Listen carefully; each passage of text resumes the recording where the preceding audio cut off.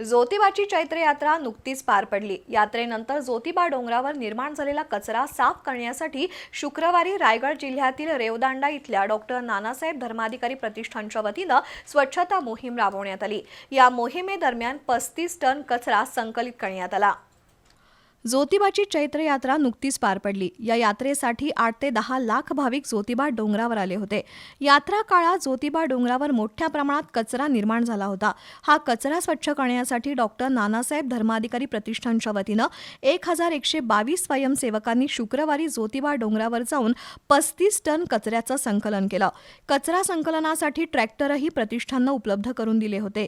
सेवाभावी वृत्तीच्या स्वयंसेवकांनी अक्षरशः गटारीमध्ये उतरून स्वच्छता केली।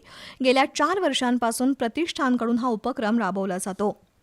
नानासाहेब धर्माधिकारी प्रतिष्ठान रेवदंड अलिबाग यांच्यामार्फत 1500 ते 1600 स्वयंसेवक इथे हजर असून आज त्यांनी 50 ते 60 ट्रॉली म्हणजे अंदाजे 35 टन कचरा इथे संकलित केलेला आहे। त्यामध्ये अनेक प्रकारचे नारळाचे केसर असतील, प्लास्टिक असेल, विविध प्रकारच्या चहा किंवा इतर जे खाण्याचे पदार्थ असतील त्यांच्या माध्यमातून जो कचरा निर्माण झालेला होता तो त्यांनी ते आता येऊन कचरा गोळा करण्याचं काम केलेलं आहे आणि हा ज्योतिबा आणि इतर सर्व मंदिर परिसर स्वच्छ केलेला आहे।